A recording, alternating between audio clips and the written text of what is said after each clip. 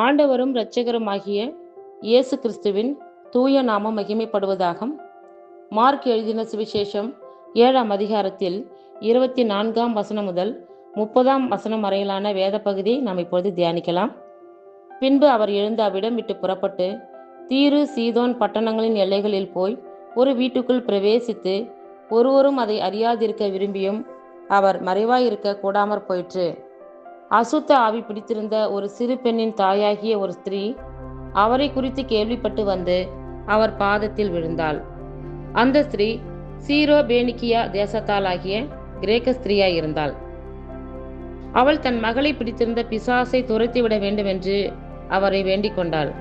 இயேசு அவளை நோக்கி, முந்தி பிள்ளைகள் திருப்தி அடையட்டும், பிள்ளைகளின் அப்பத்தை எடுத்து நாய்க்குட்டிகளுக்கு போடுகிறது நல்லதல்ல என்றார். அதற்கு அவள், மெய்தான் ஆண்டவரே, ஆகிலும் மேஜையின் கீழிருக்கும் நாய்க்குட்டிகள் பிள்ளைகள் சிந்துகிற துணிக்கைகளை தின்னுமே என்றாள். அப்பொழுது அவர், நீ சொன்ன அந்த வார்த்தை நிமித்தம் போகலாம், பிசாசு உன் மகளை விட்டு நீங்கி போயிற்று என்றார். அவள் தன் வீட்டுக்கு வந்தபொழுது பிசாசு போய்விட்டதையும் தன் மகள் கட்டிலில் படுத்திருக்கிறதையும் கண்டாள்.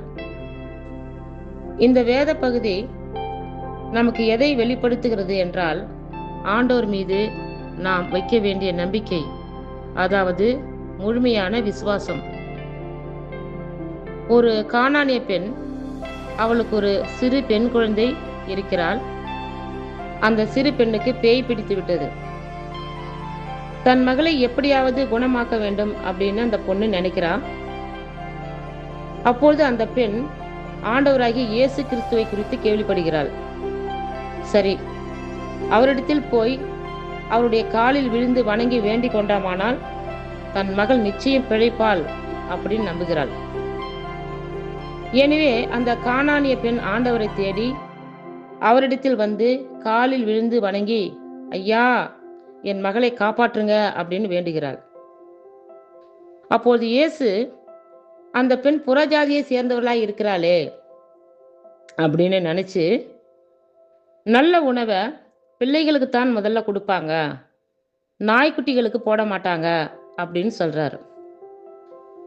ஆனால் அந்த பெண் என்ன சொல்றான்னா, ஆண்டவரை நோக்கி, நீங்கள் சொல்வது உண்மைதான் ஆண்டவரே, பிள்ளைகள் சாப்பிடும் போது கீழே சிந்தும் இல்லையா, அந்த கீழே சிந்துகிற அந்த உணவை நாய்க்குட்டிகள் சாப்பிட்டுச்சுன்னா அதுங்க பசியாரம் இல்லையா அப்படின்னு கேட்கிறா. இந்த வார்த்தைகளை கேட்டதும் அந்த பெண்ணோட விசுவாசத்தை குறித்து ஆச்சரியப்படுறார். ஆச்சரியப்பட்டு, அம்மா, நீ சொன்ன இந்த வார்த்தையினால உன் மகள் பிசாசு பிடியிலிருந்து சுகமடைவாள் அப்படின்னு ஆண்டவர் கூறுகிறார். இதை கேட்டதும் அந்த பெண் சந்தோஷத்தோட தன் வீட்டுக்கு திரும்ப அங்கே தன்னுடைய மகள் நலமடைந்திருப்பதை காண்கிறாள். ஆக அந்த கானானிய பெண் புறஜாதியை சேர்ந்தவளாக இருந்தும் ஆண்டவரை முழுமையாக விசுவாசித்தபடியினால் அவள் நன்மை அடைந்தாள் என்பதை இந்த வேத பகுதி நமக்கு எடுத்துரைக்கிறது. கர்த்தர் தாமே நம் எல்லோரையும் ஆசீர்வதிப்பாராக. ஆமேன்.